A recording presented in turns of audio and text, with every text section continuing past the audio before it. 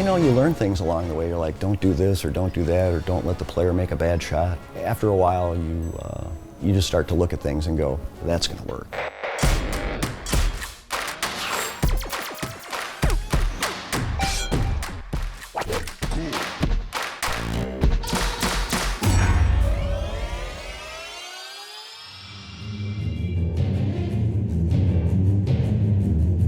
In my long past, I believe I've probably brought 50 to 60 games to production. First game that I designed was Date East Star Wars. That's why I was really glad to go back and do the original trilogy. You've taken your first step into a larger world. I love John Borg's original Star Wars game from 1992. I own one, and I think this game carries a lot of similarities. So for this Star Wars game, we really brought it into the modern times. More playfield features, more lighting, better sound, better visuals. We really stepped it up in every way to make it feel like a much more fresh, modern game while revisiting this classic franchise. It's cool to see Borg's perspective now after all these years and how he wants to approach the trilogy again. New Hope, Empire Strikes Back, Return of the Jedi, just great classic movies. This Star Wars game is on our brand new Spike 3 hardware, so we feature a bigger, higher res display.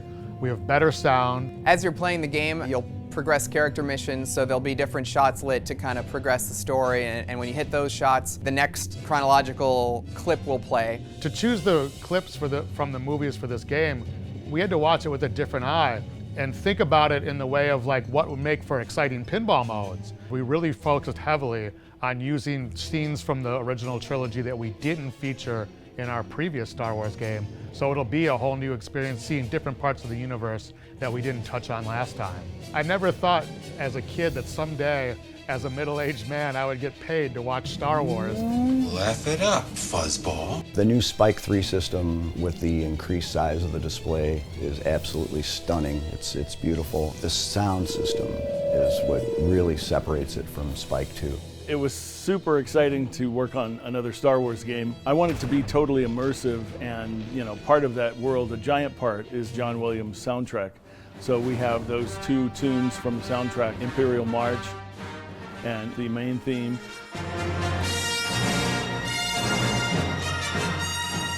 And then it's my job to make sure everything else in the game sounds like it lives in that world, so it doesn't take you out of the experience.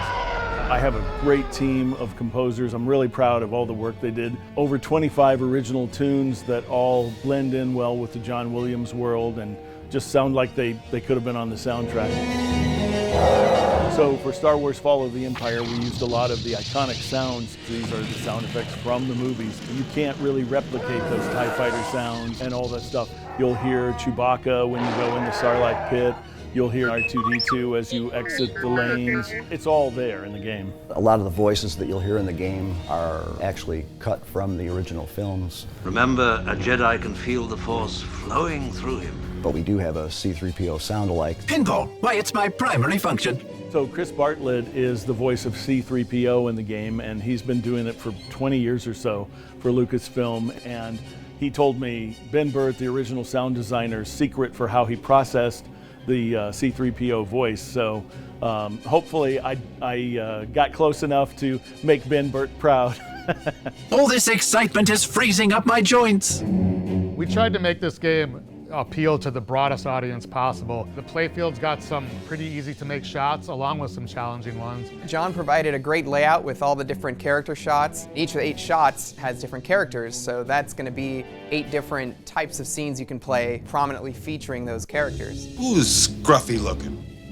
What you're trying to do is you're trying to complete all the character-based modes to get to the bigger features, the mini-wizard modes and the wizard mode itself. So the big scenes in the movie are kind of reserved for the multi-balls. So there's the main toys of the game, which is the Death Star and the AT-AT that can crash down, and those correspond to the big moments in the movies. One of the things that was a little challenging was Borg had his layout, and he had a couple of shots that he didn't quite know what to do with. They were just kind of dead ending, and I was able to kind of help work with him. I was like, hey, what if we put an up kicker? That would give us some real estate. Then Borg would be like, yeah, because then I wanted to have like a spiral ramp, go around the AT-AT. I'm like, yeah, you could kick up and then do the spiral. So there was a real collaborative effort to try to, make the layout as cool as possible.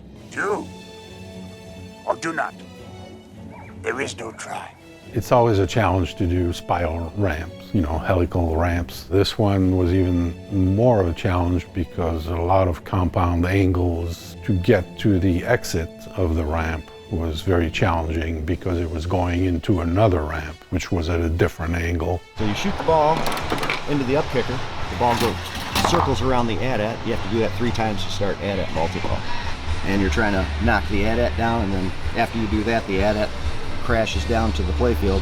So when I started to work on the AT-AT, I found a cast iron model that didn't have any movable joints. So I took this model and I brought it into work, and I cut the legs off, and I made little jointed legs, attached it to a motor with a crank arm on it, and I made the thing pivot from its up to its down position. Disney required that we put the little the guns that come out of the bottom edge of the head, and we knew that those would break off. George looked at the model and he added a feature to allow the head to pivot. So as the thing comes to its crashed position, the head actually hits a bracket and it lifts up a little bit, keeping the head out of harm's way.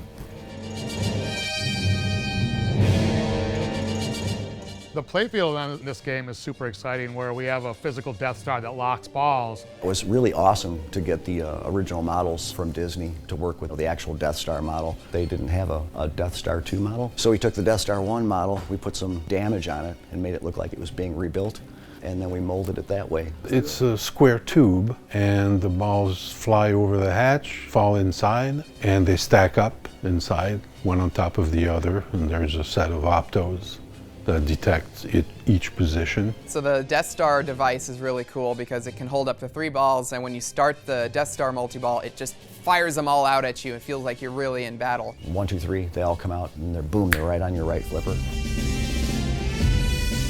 The Millennium Falcon model, we tilted it at an angle going into that big opening in the back panel where the hyperspace shot is.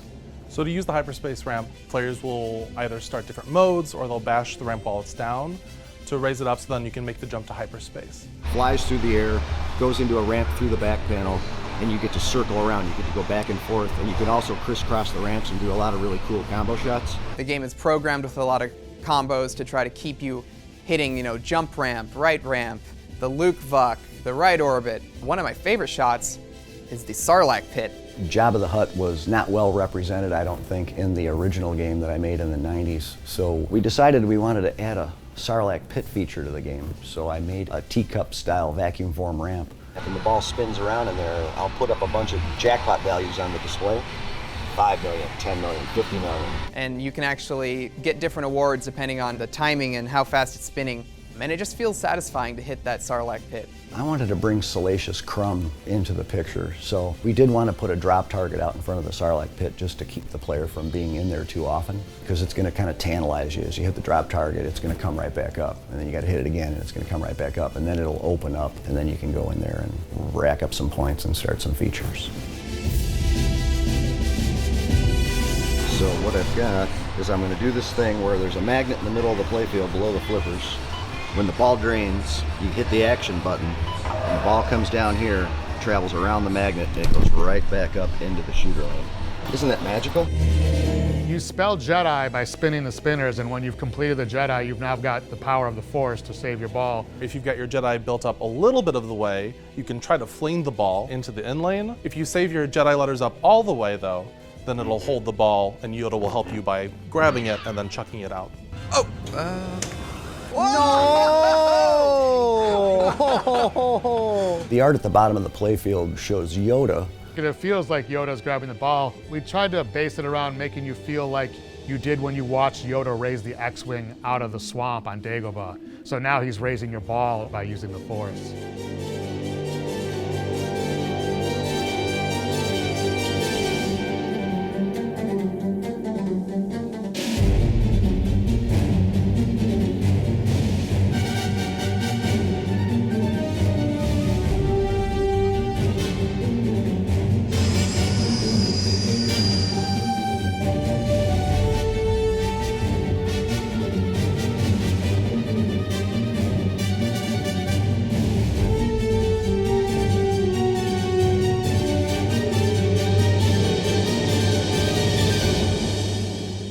There's no hard rule book you have to learn to play this game. It's just fun. You know the movies and love the sounds and the scenes, and it's just all there.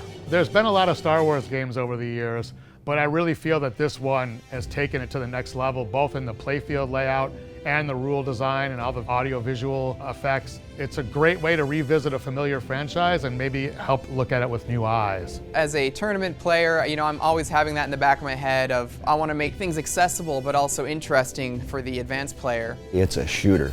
I mean, it's a fun game to shoot. It's challenging. It's very open too, where novice players aren't intimidated by it. They don't have the ball right back in their face. And it was just really, really a lot of fun to bring it to 2025 pinball.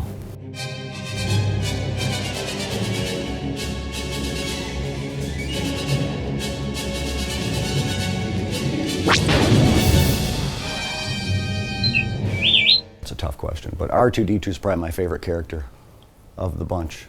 R2-D2 is really, really cool.